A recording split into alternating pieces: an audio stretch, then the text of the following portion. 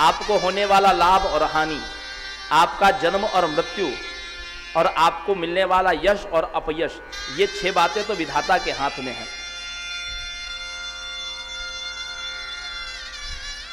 तुम कुछ भी सोच मत करो, कुछ भी विचार, ज्यादा सोच विचार मत करो। अरे सोचना तो उसको चाहिए, सोचे ही विप्र जो वेद विहीना, उस ब्राह्मण को सोच करना चाहिए जो वेद नहीं पढ़ता, जो विषयों में लीन रहता है। उस राजा को सोच करना चाहिए जो नीति नहीं जानता, जिसको प्रजा अपने प्राणों के समान प्रिय नहीं।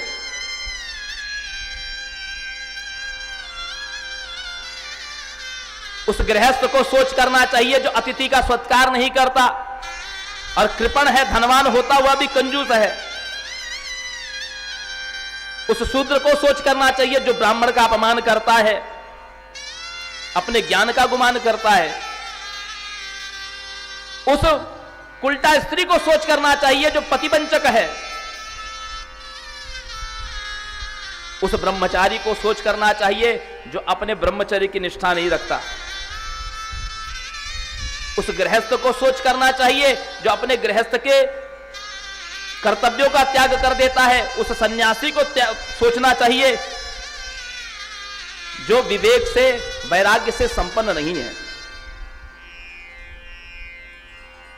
लेकिन सोचनीय नहीं कौशल राव, आपके पिता तो सोचनीय नहीं है, उनकी चिंता नहीं करना चाहिए। भूप भरत जस पिता तुम्हारा, भयउ न अहियन अब होनिहारा। जैसे तुम्हारे पिताजी का यश है तात, वैसा न हुआ है और न किसी का होना होगा। सब प्रकार भूपति बड़भागी। हे तात सुनो, अब तुम ऐसा करो,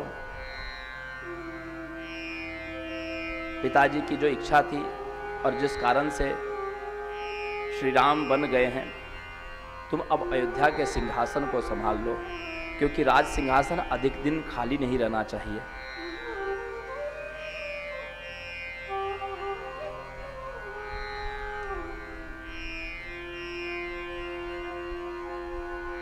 भरत जी कहते हैं कि गुरुजी एक बात बताइए, आप तो धर्म की धुरी को धारण करने वाले, आप धर्म धुरंधर हैं, आपसे तो कभी कोई त्रुटि नहीं होती। एक त्रुटि आपसे कैसे हो गई? गलती एक आपसे कैसे हो गई?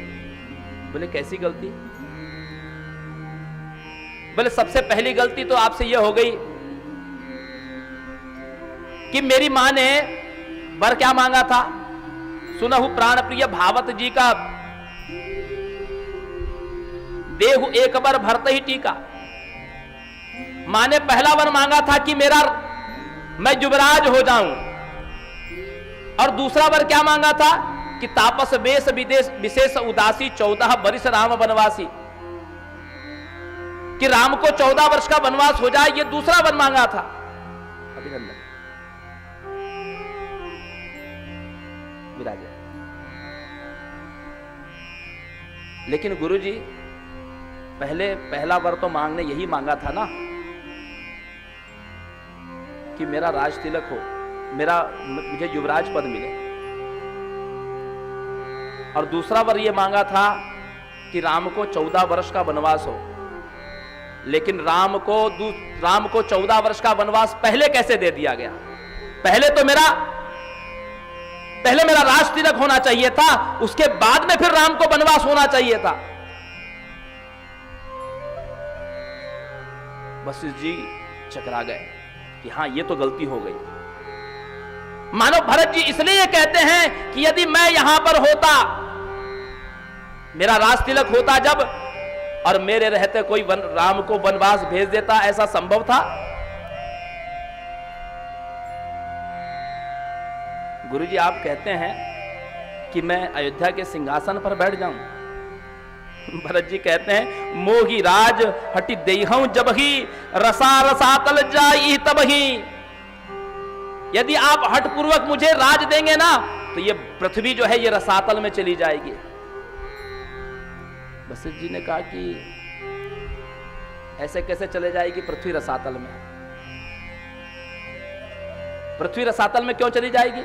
अरे इस पृथ्वी पर हिरण्याक्ष हुआ, हिरण्यकशिपु हुआ, इन्होंने इतने अत्याचार किए, इतने पाप किए, पृथ्वी रसातल में नहीं गई?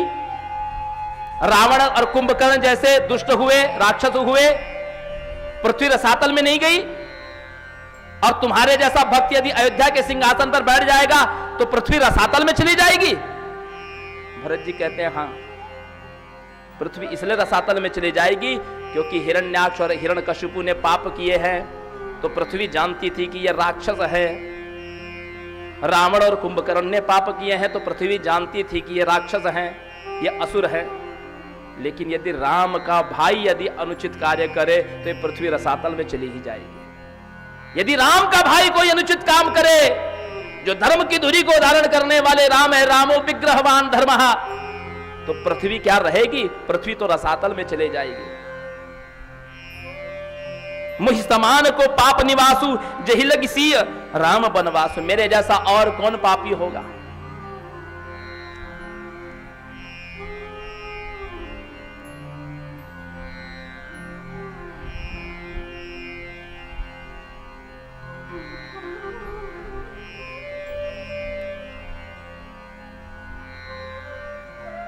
इधर कैकेयी मैया का जब भरत जी ने त्याग कर दिया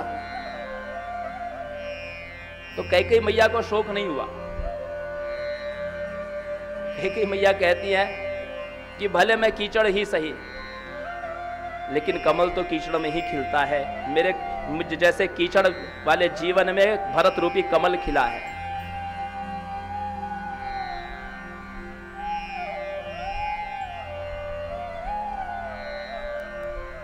भरत जी कहते हैं बस अब एक ही काम है कि आप पूजन की सब सामग्री लीजिए और हम लोग वन में चलते हैं और वहीं भैया का राज तिलक होगा।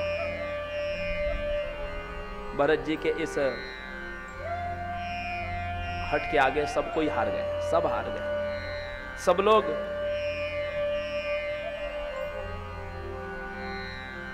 बूढ़े कहते हैं कि जवानों से कहते हैं कि तुम लोग सब ये घर संभालो, अब हम लोग सब बन जा रहे हैं राम जी को लेने। जवान कहते हैं कि नहीं हम जाएंगे, आप लोग रहिए।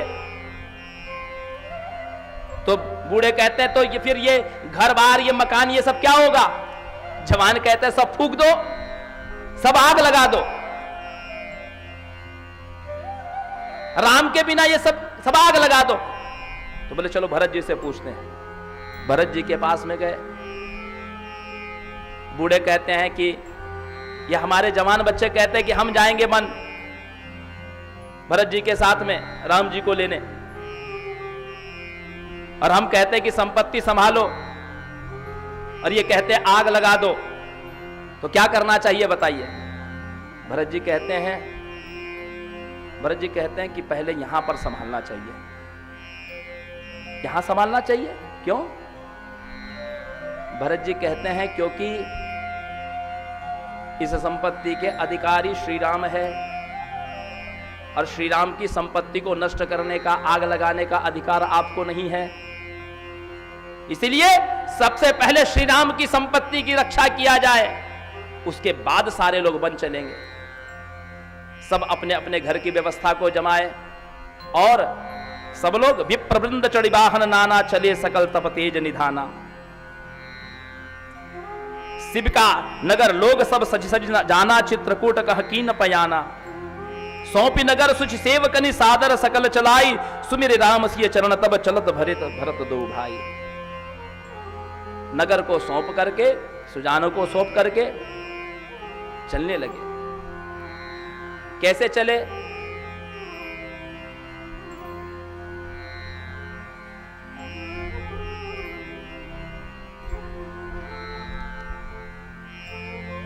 विप्रवृंद चढ़ी वाहन नाना, कोई हाथी पर है, कोई घोड़े पर है,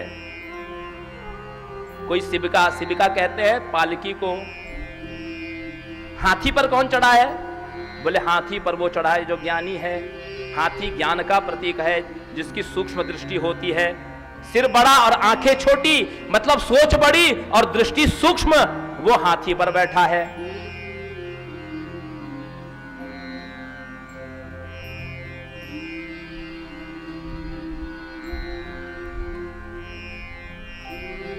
घोड़े पर कौन बैठा है? जिसने काम आदि विकारों को विजय प्राप्त कर लिया है, जो वासना को अपने वशीभूत करके रखा है, वो घोड़े पर बैठा हुआ है। बोले शिविका में कौन बैठा है? पालकी में। बोले पालकी में तो भक्त बैठा है। पालकी में भक्त क्यों?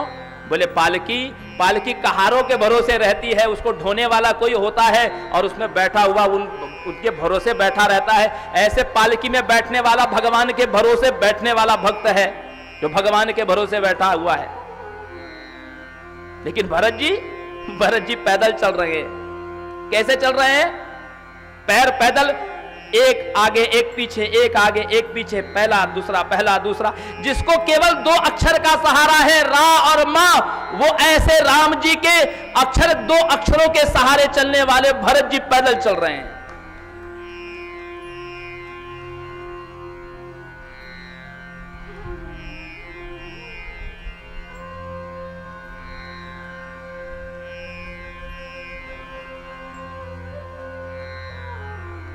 इधर सई नदी के तीर पर पहुंचे। समाचार जब सुने निषादा, हृदय विचार कर ही सब विषादा, कि कारण कवन भरत बन जाही। भरत वन क्यों जा रहे हैं? और जा रहे हैं तो उनके साथ में सेना क्यों है? निषाद ने सबसे कहा कि सब लोग सावधान हो जाओ, सब लोग के पास में जो जो अस्त्र शस्त्र है उसको तैयार करा दो। जीते जी भरत को हम राम तक नहीं पहुंचने देंगे। जीते जी हम राम को भरत तक नहीं पहुंचने देंगे। भरत न राजनीति उरानी, तब कलंक अब जीवन हानि।